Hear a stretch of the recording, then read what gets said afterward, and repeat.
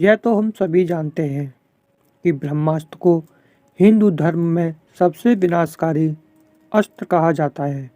यह इतना शक्तिशाली होता है कि इसके चलने मात्र से पृथ्वी और तमाम ग्रहों पर भूकंप आ जाता है। ब्रह्मास्त्र की बात करें तो इसका उपयोग हमें रामायण और महाभारत में मिलता है। इस शस्त्र को ब्रह्मा जी ने बनाया था। इसके बारे में कहा जाता है कि यह शस्त्र खुद ही अपनी ऊर्जा प्रकट करता था और इस ऊर्जा से ही विनाश करता था। हिंदू धर्म शास्त्रों की बात करें तो ब्रह्मास्त्र से अधिक घातक, विनाशकारी और शक्तिशाली 3 अस्त्र हैं जो केवल एक ही बार प्रयोग में आते थे। इन अस्त्रों को जो भी प्रयोग करता था वह केवल एक ही बार प्रयोग कर सकता था। रामायण और महाभारत में 1000 से ज़्यादा अस्त्र शस्त्रों का प्रयोग हुआ और यह सभी अस्त्र शस्त्र अपने आप में बेहद घातक और विनाशकारी थे। विज्ञान की बात करें तो ये शस्त्र आज के परमाणु शस्त्रों से भी लाखों गुना ताकतवर थे। वैसे तो लोग ब्रह्मास्त्र को सबसे घातक शस्त्र मानते हैं और उसे आज के परमाणु तकनीक से बने हथियारों से तुलना करते हैं, पर ब्रह्मास्त्र से भी कई गुना भयानक और विनाशकारी 3 शस्त्र थे जो पल भर में ब्रह्मांड को तबाह कर देते थे। आइए जानते हैं कि वह 3 अस्त्र कौन कौन से थे और कैसे और क्यों। दोस्तों, इससे पहले यदि आपने मेरा चैनल अभी तक सब्सक्राइब नहीं किया है तो कृपया चैनल को सब्सक्राइब कर लें, क्योंकि ऐसी ही नई नई वीडियो मैं आपके ज्ञान के लिए हर रोज़ लाता रहता हूँ। सनातन ग्रंथों की माने तो ब्रह्मास्त्र को ब्रह्मा जी के एक मुख को प्रदर्शित करता है।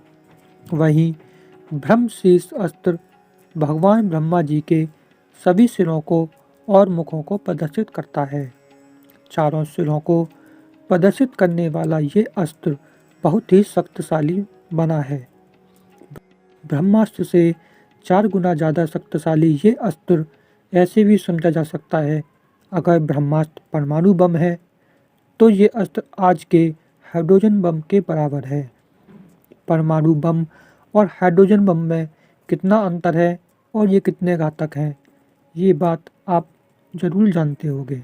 महाभारत में उल्लेख है कि पांडवों का संपूर्ण विनाश करने के उद्देश्य में विफल होने के बाद अश्वत्थामा ने इसी अस्त्र का उपयोग उत्तरा के गर्भ में पल रहे शिशु को मारने के लिए किया था, जिसके उत्तर में अर्जुन ने भी इसी अस्त्र का उपयोग करके अश्वत्थामा का ये प्रयास विफल कर दिया था।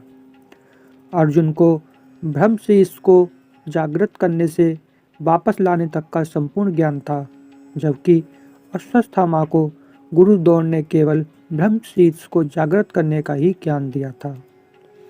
ब्रह्मदंड अस्त्र, यह अस्त्र पौराणिक काल में बहुत कम उपयोग होता था, क्योंकि इसके प्रभाव से जनजीवन एकदम नष्ट होने का डर रहता था। महाभारत के युद्ध में अर्जुन ने इस अस्त्र का उपयोग कर्ण पर किया था, जिसे उन्होंने निष्प्रभाव कर दिया था। इस अस्त्र को केवल मंत्रों द्वारा ही संधान किया जा सकता था और इसकी शक्ति अपार थी। माना जाता है कि ये 14 आकाश गंगाओं को नष्ट करने में सक्षम था। इसे हम आज के एंटी मैटर बम के बराबर शक्तिशाली मान सकते हैं, जो मैटर यानी पदार्थ से चिपकते ही उसे हमेशा नष्ट करने के लिए पागल रहता है। यह अस्त्र इतना शक्तिशाली था कि ब्रह्मास्त्र एवं ब्रह्मशीर्ष जैसे अस्त्रों को प्रभावहीन कर सकता था। इसका उल्लेख रामायण में भी मिलता है। नारायण अस्त्र, नारायण अस्त्र भगवान विष्णु का अस्त्र है, जिसे वे असुरों के वध करने के लिए प्रयोग में लेते थे। ये बहुत ही ज़्यादा शक्तिशाली और विनाशकारी अस्त्रों में से एक था। इसकी शक्ति असीम थी, इसलिए इसे कोई भी साधारण व्यक्ति संभाल नहीं सकता था।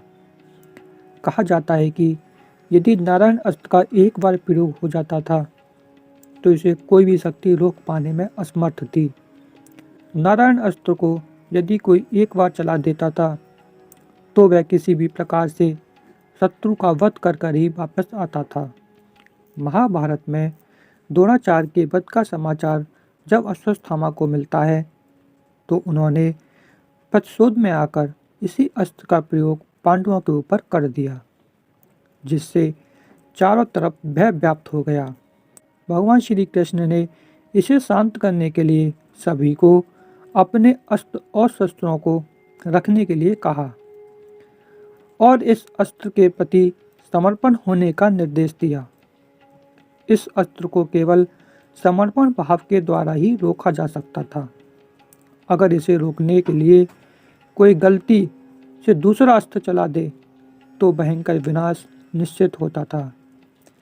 साथ ही ये अस्त्र उसका भी विनाश कर देता था।